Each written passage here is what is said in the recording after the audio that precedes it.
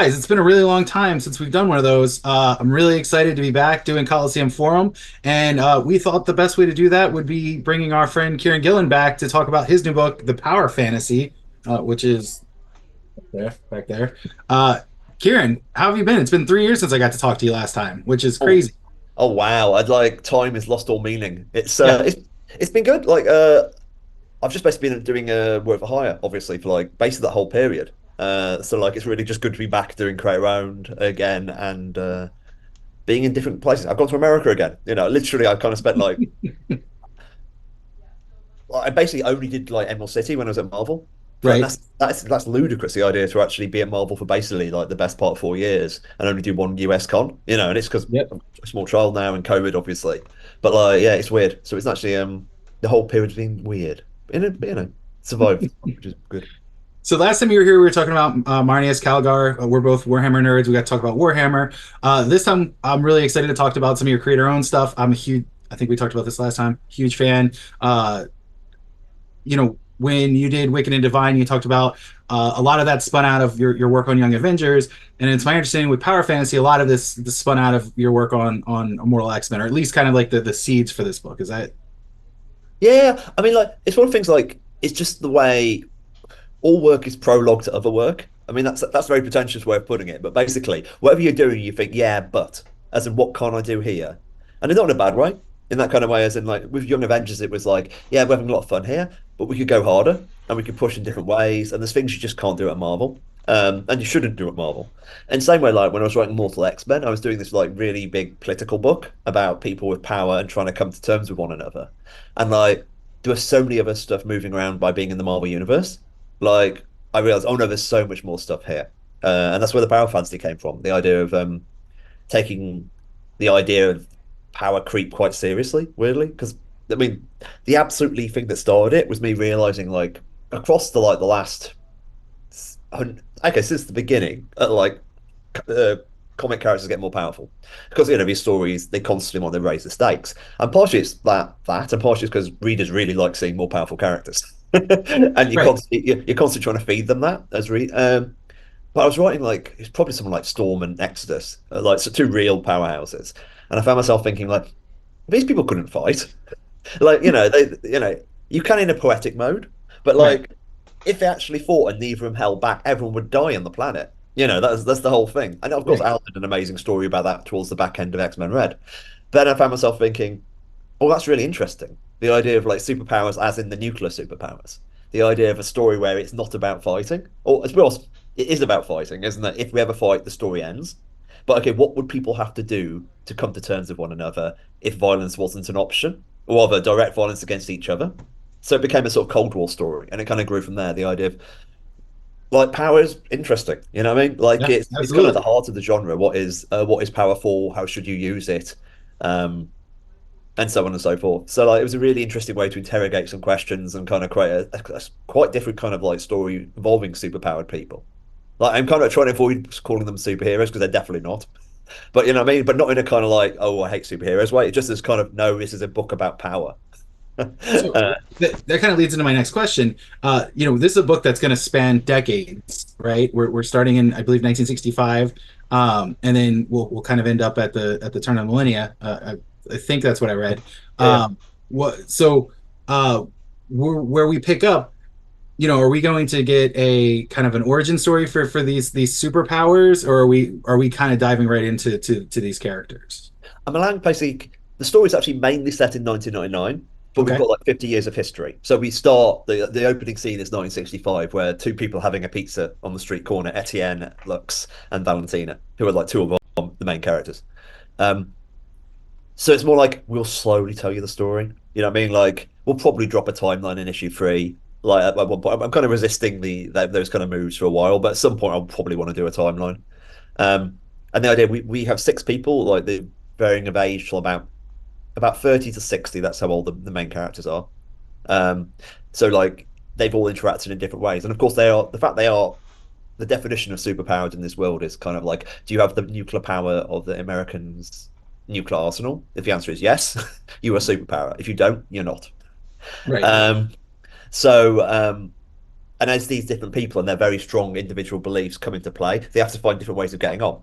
And that's, that's one of the things that the story, and that only works across 50 years. So every time a superpower arrives, it's like, okay, now what's going to happen? Like, it's pretty much, and it's discussed right in the opening in terms of, it's like Etienne, who views himself as profoundly ethical, saying, Valentine, we're basically okay. You know what I mean? But like, what if the next superpower is Jeffrey Dahmer? You know, Right, right, I mean, that's the kind of guy Etienne looks. He's always about planning and trying to make sure that we don't kill everybody. right. Uh, and that's the kind of story it is. So the details are revealed as we go along. Like, I mean, Watchmen's a really good comparison, a similar like, story about told across time and space, where you meet the people, then you discover what makes them tick, and Which that's I, kind of what this book obviously is.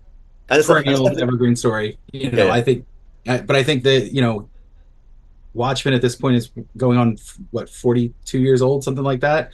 mm. Uh, I think introducing those kind of I don't know those story beats to a new generation. I think, and especially you doing it, I think that's going to be phenomenal. Um, so I do have to ask because I'm a huge fan of Die. Um, the big thing was you hit issue 20 and it's over, right? And everybody, I think that was a bit there was a big of kind of everybody was like, is this it? Is this it? And you came out and you were like, the D20 was on the back the whole time. Like it was always the intent to do the issues. With Power Fantasy, what are we looking at here? Do we have an idea in mind, or are we going to keep going? Is it a Like, surprise? look at my face. Like the same way I didn't tell people I was planning the series of Die to be 20 issues until it was the end, and despite being quite, you know, you can see the clues. In this case, is I'll say it's ongoing. Like in the same way I said Die was ongoing, I've got an ending in mind. It's nowhere Okay, near as firm as Die's ending. Like got in it. that kind of like, in fact, like I was originally planning what I described like the first movement of the story was Yep. originally gonna be like the first 12 issues, and I've kind of re-looked at it and gone, no, actually, I want to do 15 issues or 16. Okay. You know, what I mean, like I'll do it Yeah. that kind of like, oh no, because I think if I was going to cheat my own work, I occasionally rush stuff. Well, but like especially with like the Die was dense. You know what I mean? It's a really dense story, Yeah. and I think that I would probably, if I let it breathe a little more in some areas, it would have probably hit harder. So with Power Fantasy, I'm trying to lean it. I'm always somebody who wants to do too much stuff, but at the same time, give a little bit more space. So like Right. it's really firmly planned up to issue 15, 16. And then I know the structure in the same way I sort of knew Wictive structure. In that, Wictive, I sort of guessed it'd be about 50 issues, but I never knew for sure. So like Wictive, it's like, okay, the end of year one, this happens. The end of year two, this happens. The end of year three, this happens. So that's kind of what I've got for Power Fantasy. In the same way, like I know these characters, like I've worked out the timeline of these 50 years and all the different events, and there's gonna be so much cool stuff about. Without being frustrating, we will allude to stuff that's happened, and then eventually maybe you'll see it. That kind of like it's a real novelistic structure. In the same way Yeah. sort of Lost worked, or like for any other kind of the big sort of TV shows, they use that novel structure of the idea of okay, let's take the information, introduce it slowly, and drill into stuff when you need to. And it's real fun because like one of the things that Casper does, he absolutely makes every single time period sing. He's not somebody who works in a kind of like um, he's like homaging each different art periods, and not just comic art. He's talking about Right. art widely. So there's some amazing 1950s scenes which have got very much of this French New Wave kind of energy, which are beautiful. Then they've got like these 1960s like dark end of hippie period, and it's really hard and it's trippy. But you got later, we've got the 1980s vibes, and they've got all these different kind of energies, and it's just and that kind of really makes it feel about time and space and how people live. Because so much but me is like, yeah, this is a book about incredibly powerful people, but the keyword has to be people. Because it's like, if you strip away the metaphor, like, there's somebody with the power of the America's nuclear arsenal, it's Yeah. the president, they've got the button. And one person has that, has that power in a real way. They can press the button. And that's what the story is about. That's at least one reason why the symbol of it's the power button. Ryan Hughes, our amazing designer, he started using the power symbol, and of course, what the power symbol does is many things, but it's basically both the nuclear button. It's also existence and non-existence. Right. That's what the button means. If you look, I never realized this until I researched it, but the power symbol when it came in, like you used to have switches which had one on one side and zero on the other, so you switched Right. it on and off like that. Right. Yep. But the power symbol actually merges the zero and one together. So it's basically one, and that's what the symbol means. It means it's zero. If you press it, it's either zero or one. It'll alternate it. You know what I mean? See, And this is that's why people turn into Coliseum Forum because I'm sure there's so many people that just went, oh, I see. Yeah, exactly. I didn't Like know. I was like, oh no, sorry. The best thing about being a writer is just learning stuff. You know, Right. it's that kind of like, oh, I never knew that. We can dig into it. But yeah, that's the story. You know, the idea it's got to be about the people. So it's really because that's the thing about like the graduate having 50 years. They've known each other for a while. Right. So, like who got on, who didn't get on, who got on at different points, who made out. You know, like Right. it really Right. basic human stuff. And it's fun. Well, You know what I mean? It's a real challenge, but a joy as well. Like, I'm loving writing these people. you've talked about the tones shifting as you move through the decades, right? Mhm. How when when you're working with your partner on this book, Casper Wingard, we got to give him a shout out. How do you guys how do you convey that to him? Like, hey, here's the kind of look, the tone we're going for these different decades. Casper's like it's a. I'm attracted to artists with strong visual styles and strong visions of how comics should look. Like Jamie McKelvie on Wicked Divine, Stephanie Hands on Die, Dan Mora on Once and Future. These are kind of like real. They're visual virtuosos. They know That's a exactly what they're doing. murderer's row of talent you just Yeah, yeah. named. Like, and I think it's what I love. I love comics, and I love artists who really like comics. But I love artists who really want to be writers. You know what I mean? Because that's the storytelling is. It's not just Yeah. pretty pictures. It's also I want to tell you a story. Um, and I always very much merge my style to whoever I'm working with. So in the case of Casper is we're still kind of finding our rhythm, and we're pretty firmly into our rhythm now. But like I throw ideas at the page. Like he knows the period. I put a lot of descriptions of what the period is because he knows the history. Like he knows what 1950s in France means. So that's like, but I give him a lot of space. Like Right. when in Divine, we kind of talked. Me and Jamie talked a lot, and I wanted really real tight formal control. And this is not that. I'm like, hey Casper, go for it. Like there's like, and Casper redraws if it's off, but really it's like Right. I want to see Casper, and he's somebody who is a slightly younger artist. Like he's about a decade younger than I am, but Okay. he's still kind of okay. I want to show people what I've got, and there's so Right. much here is like somebody who really is kind of my time is now, and I'm going to show you it. So like for me, it's like I'm creating the structure and I'm allowing him to sort of inhabit it. So I don't even need to explain him. He'll say, okay, this is the Cuban Missile Crisis. This is what we're doing here. You know, this has Yeah. got, Yeah. we're showing JFK. What's JFK going to be like? So he understands the language of the time. And then if he's really off, I'll say that doesn't work. But like, no, all I really care about is the story because like this is the weird thing. I had such tight formal control over Wicked in terms of me and Jamie doing these kind of very intense grid structures. I'm kind Right. of into the idea of creating a context and letting an artist go for it, you know? Because It's funny that you mentioned Jamie, because we before we do these, we ask customers and people who have watched previous Coliseum forums, what are some questions that we may have for you? Any intent in the future, maybe the distant future, to ever work with Jamie again? Because you two together, it's one of a lot of people's favorite combinations in comics. honestly, it's like I always think about that when we announced Wicked Divine at the Image Expo. It's like everyone else who was there had a kind of their name on a slide by themselves. Right. And me and Jamie came on, and it was Kieran Gillen and Jamie McKelvie. It's like we only got one slide because you know what I mean. That's Yeah. exactly why the readers are thinking that because we are completely symbiotically joined. They are. There's no present plans. Okay. Never say never. Because it's like, in the reality, I worked with him for like 15, 16 years. I Yeah. didn't like, but that whole time I was telling him, Jamie, you should draw your own stuff, Yeah. and then I gave him a script. Right. So like, I was the reason why he never got to do any other stuff, whilst also being the reason why we became what we were. So Right. like, I really feel like I need to like stay away from Jamie and let him draw his own stuff for a while. He's doing That's One fair. for Sorrow at a distillery at the moment, Right. which is beautiful. And then of course he's got Killing Horizon when he chooses to go around to that. So I really think he needs to stay on his own stuff for a while. On the other Right. hand, never say no. Like it'd be spoiled if I never did anything ever again with him. You know what I mean? Right. Right. But at the same time, it's like it also wouldn't hurt me if I didn't.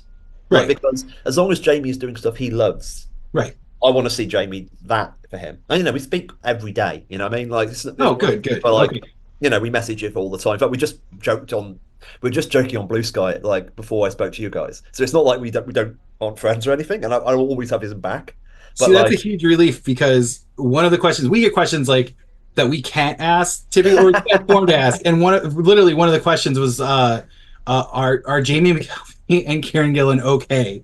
And I was Oh like, no, I can't ask that. You we're can't not ask okay that. though. We're like, we're just very bad, awful people and are broken in Right. many ways. We'll never be okay. But we weren't okay when we worked together. Well, but that's great because the art that came out of you two working together was phenomenal. So, but let's jump back to Power Fantasy, and then just something I think is very funny. Have you Googled yourself recently? Every day. Every Why do you ask? because one of my favorite things about your work is how you typically put together playlists for the content, right? So there, Yeah. you go on your Spotify, there's the playlist for Phonogram, you've got the playlist for Die, you've got the playlist. There's already one, you already have one up for Power Fantasy, um, and apparently, as soon as you start to type your name into Google, it just auto completes with soundtrack list Oh, because that's funny. yeah, so when people are looking for Kieran Gillen on Google, they're also looking for the accompanying soundtrack. Like I said, you've already got the Power Fantasy one up. Is that going to continue to grow as the book comes out? Yeah, I mean, the thing about the way I use playlists, there's various ways. Yeah, Like the Wicked Divine one, that was all about basically creating a sort of musical tarot of everything I ever loved, and I listened to it on shuffle, and all the stories were mapped to different parts of the characters or story beats or moods. And by listening on shuffle, it put those devices together, sorry, the songs together, and made me think about the story in different ways. In reality, it was a device to make me think about the story more. So as I walked around and like listened to the playlist a lot, I was always thinking about more about Wicked. So I was always right, looking at new angles. Dies one was much more of a mood one, but the thing I used to make me think more about Die was actually the RPG. So just by writing the RPG, I was also thinking about the comic more. So that for me. It's like for the certain sort of real obsessional book, which is what Die was, what Wicked Divine was, what Phonogram was. I'm looking for ways to think about it more. Because it's all so that the playlists aren't just like fun, and they are fun. They're also utilitarian for me. There's a reason for them. And in case that I often have to work out what the reason is. right, Um, I mean, with Die's playlist, it was like I did a couple of like attempted ones with like period like 1990s stuff, and they just didn't work. And I kind of had this one, the song, oh my God, what's it called? By Gams, Cherry something. Um, and it was just listening to it, and it's obvious this is the mood of Die. And it was, oh no, I've just added it to the playlist. Then almost everything that was added to the playlist was a machine picking it, as in I right, just let the algorithm pick it. Because Die is a story about a machine interacting with humanity, or the machine being gaming. You know what I mean? And with Power Fantasy, to get to the actual question, um, Power Fantasy is chronologically ordered across the period the story takes place in. So the right. first song is at the earliest point in the story because the story starts in July 1945. Okay, Actually, slightly earlier than that. It's the same day the nuclear bomb test happens. That's when okay, so the first song on the playlist is the number one in America in that period. And the last song in the playlist is 1999 by Prince, which of course came out way before 1999, but would be right, right, played right, then. And that's the thing. So it's arranged chronologically. So it's me basically trying, it's a device for me to think about the characters' lives. Sort of right. words, like kind of listen to it and then kind of go, okay, if this is 1969, what would Heavy be thinking here? You know what I mean? And the Yeah. song's also linked to different people in the story in that way. So that's kind of the idea for it. But there's even more mad stuff that I've sort of realized. Okay, this is partially to keep the internet away from me. I thought, okay, let's push that even further. Let's start listening to more vinyl. So I've started buying like period vinyl Right. and playing that whilst writing. So like specifically the ritual of like putting the discs on and Yeah. like there's several music fans in the story, surprising nobody. Uh, so like yeah, I've been going to like secondhand record shops and buying the cheapest like most random vinyl I can get and just listening to it on repeat. So yeah, it's so much is just about ritual and trying to get myself into a headspace, which does make myself worry. I'd say you asked, are Kieran and Jamie okay? No, we evidently aren't okay, but that's not related to each other. It's No, fun, honestly. Like listening to we- vinyl is really interesting because it's so ritualized. You know what I yeah, mean? absolutely. I collect vinyl too, so I completely understand. I and this is just me kind of editorializing, but there is definitely a symmetry between collecting records, collecting vinyl, and collecting comics. It's a very similar tactile feel experience, right? To go into a record store and flip through record boxes, and then go into a comic shop and flip through long boxes and kind of look for these holes in your collection. So I yeah, there's a lot of symmetry there that I Oh, enjoy. absolutely. So um, jumping back to the power fantasy, when you when do you think? I mean, from what I've read and what I understand, it was during your run on Immortal X-Men. But where do you think like you sat there and you were like, oh no, this is the book I want to do next after I'm done with Marvel. Well, honestly, like I had a few ideas for books, and it was like, I know there was one point I was thinking I'm going to do like four books at once, and I'm going to do a miniature line, and then when I found myself looking at where the actually speak, listen to retailers speak, I found myself Yeah, thinking, no, that's going to cannibalize. What I want to do is one book and hit it as hard as I can and give it my right. everything. You know what I mean? Like, Yeah, okay, if you want to know what the new Kieran Gillen book is this year, it's the Power Fantasy. It's the only thing I'm doing. You right. know what I mean? Like, it's the only Yeah, comic book coming out this year. And so, like, and I just looked at all these stories I was doing, and I thought, okay, which one do I think is most commercial, and also which one do I think is the one I really want to do right now? right, And they were both the same book. It's the Power Fantasy. Both. It was just that was lucky because imagine if there's one I thought was more commercial, but one I really wanted to do, that would be difficult. right, So I was lucky. I said, oh no, this is the one because it was like it just had the energy. Like I wanted to write more and more of it. Like and the fact it has to be a creature of obsession. There was that part of it. The other part of it is Casper. Like I saw Casper's pages for Swan Songs, the Eisner nominated anthology. And right. when I saw them, I was like, oh no, Casper and me right now would be really cool. So that there was that as well. As in, I knew the artist, I knew the story, and it felt like contemporary and interesting because it's like I don't obviously talk about where the story ends up going, but the Right, question of power and the power and the individual seems really key right now. right, Like uh, and it's funny because it's obviously a very deconstructionary story in lots of ways. I don't like that word very much, but like it's not using the classic tropes. But at the same time, the classic theme of a superhero comic is what is powerful. right, Quote Uncle Ben, with great power comes great responsibility. right, And that's the thing that floats above. And this is kind of like the most classic Marvel comic ever. The idea these six people are like they could destroy the Earth. And right, they there's a, I've actually written, I'm sure I used a line at one point, as in they said, "You save the Earth." So, yes, I save the Earth every day. I don't use my powers. right. And that's That's a good line. It's a petrified. great line. Yeah. Yeah. So we see you're in a hotel room. Are you traveling? I'm at Gen Con in Indianapolis. Uh, Uh, I'm assuming for the dire role playing game. yeah. I'm basically Rowan Rook and Deckard, my publisher, are here, and I'm running some weird games. Like Die's a pretty weird game anyway, Yeah. but like I'm laughing here. I'm running two games. One is called D30. I've run both of them before, so I know they roughly work. One's called Okay. D36. It's basically a 36 player game version of Die. There's like six GMs on six tables running six games of Die simultaneously, and I'm playing an asshole version of Kieran Gillen. So and I'm walking around being awful to everybody, and it kind of becomes a Die story, and so that kind of came from like I came last year and there was like 100 people who wanted to go on my games and like it's that kind of like and when you only really get six or Right. five rather, that seems a complete. If more people want to play, I want to create a way for more people to play. So okay, let's do a fantasy game of like nearly 40 people, and that allow more people to interact with you. Right. That seems fun. And the other one is called well, it's working times panel bleed, and the idea is basically me and some creators are on stage. We generate some fictional creators, and we all pretend, and then we go off panel, and then we come back on and pretend to be those people, and then everyone in the audience are fans of the fictional thing we're playing. So in other words, it's a purely fictional construct of a panel. It's using the panel as a role playing game. Right. That's And then awesome. the adventures, everyone gets sucked into a hell dimension, and the actual adventure prompts happen by the Q&A. So the people in the audience come and ask questions about this fictional game or comic, and then we make encounters. I make encounters based off that. And like it ran out Thought Bubble, and it was very very funny. And like Al Ewing was astounding, and like it was Al, Becky, Michael, Conrad, and Ram V, and they were all funny people. But the audience, the first question was anyway. This is more of a comment than a question, but. And it's what the second the person came up and said that I was like, oh no, they get it. You know what I mean? Because Yeah. Yeah. that's Yeah. you know so that's it. So actually turning a panel into a role playing game prompt and 36 player game version of Die. I'm running them both. So that's why I'm over in that kind of at Gen Con showing them off. And then I'm back home for the Power Fantasies launch, then up to Wilcon in Scotland.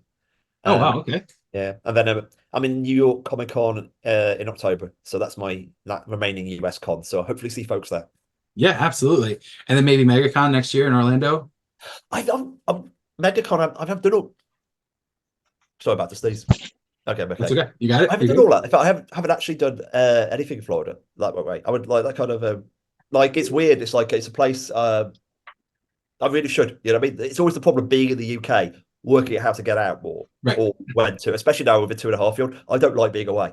Yeah. Like Fair. I'm basically gonna not see her for 2 weeks now, and I Yeah. really don't like that. So it's like me working out how I can do cons in a short period of time is definitely the thing I want to try to sort out. But I would love to do that if I have a chance. As a dad, man, I understand. Like anytime we were away from home for more than a day, you want to get home and see them, especially when they're young and cute and they haven't learned how to talk back yet. No, even then, when they talk, it's funny when they learn how to talk back. It's pretty. Honestly, Iris is pretty funny, like in that way, in that she's agreeable, like force. She's very big into using forcible statements, as in find moon, as in the moon is not visible. So can you find the moon at noon during the day? Bless you, Iris. Dream big, kid. Aw. So, so we've got you at Gen Con, then you're going to be in Scotland at WorldCon, and then New York Comic Con, and that's your con schedule for the rest of the year. If anybody's Apart from looking Fort Bubble, to yeah. what's Apart from that? Fort Bubble in the UK, Oh, cool. yeah, that's one there as well. Excellent. Very cool. So obviously I don't want to take up too much of your time. You have Gen Con to do 36 players at one game. I've always been too terrified to DM. I love playing. Too scared to run a game with 36 people at one time. It's like it's definitely the fact that a GM is running each table as well. So like it's subdivided. So it's more Sure, like I'm sure. GMing GMs Right, that way. So it's a bit like that kind of pyramid power structure. right, But like, right. honestly, you quite know, like first time I ran it. I don't know about you. Anytime I run a GM game, I'm nervous. Anytime. You know, and then you sort of click into it and it's fine. But it's absolutely stage fright because you're there with just some words and trying to entertain some people. Well, actually, that's the wrong word. It shouldn't be reliant on the GM. But, you know, that kind of you're here to attempt to facilitate something between you. So Right. yeah, absolutely. I'm sure I'll be completely petrified come like tomorrow or whenever I run it, but it'll be fine probably. And you said you're playing a fictionalized version of yourself, right? Yeah. It's like they're basically I'm the rapper is that I'm basically here to run a play test of Die RPG. Right. And I'm like very annoyed because especially I think I'm running one of the games during the Ennies. So my fictional Kieran Gillen, I can't believe they didn't nominate. You know what I mean? That kind of like and being whole. I don't hopefully my character will learn a lesson by the end. But you know, like the kind of yeah, it'll be like it's as meta as it gets. You know what I mean? Like Die as a game. Actually, if people don't know the game basically do what you do in the comics. So you make up fictional heartbroken people who sit down and play an RPG together, and then they're transformed into a fantasy world. So in other words, you're playing people playing an RPG who then have the full Jumanji experience. Um, so that's kind of like there's a lot of like why do we play games built into it, but it's also like playful and traumatic because I that's me. Well, I want to let you get back to Gen Con and prepare for playing a fictional version of yourself. Kieran, thank you for sitting down with us to talk about Power Fantasy, which is behind me there. That's going to be in comic shops this upcoming Wednesday, August 7th. Swing by Coliseum and Comics and pick up your copy, or two or three or a bunch, because we ordered a whole bunch of this comic. We're really excited for it here. We're all big Kieran Gillen fans, so having new Kieran Gillen comics, especially creator owned, on the stands is going to be very, very exciting for us. So thank you again. Thank you. Honestly, it's been amazing to talk, and I hope people enjoy it. It's like it's like I'm just really proud of it. You know what I mean? Because it's the most frustrating thing when you're working on these things. It's like now you can read it. Right, right. So like, I Kieran, hope people like it because we had a hell of a time making it. again, thank you, Kieran. You're the best as always, and good luck. Thank you.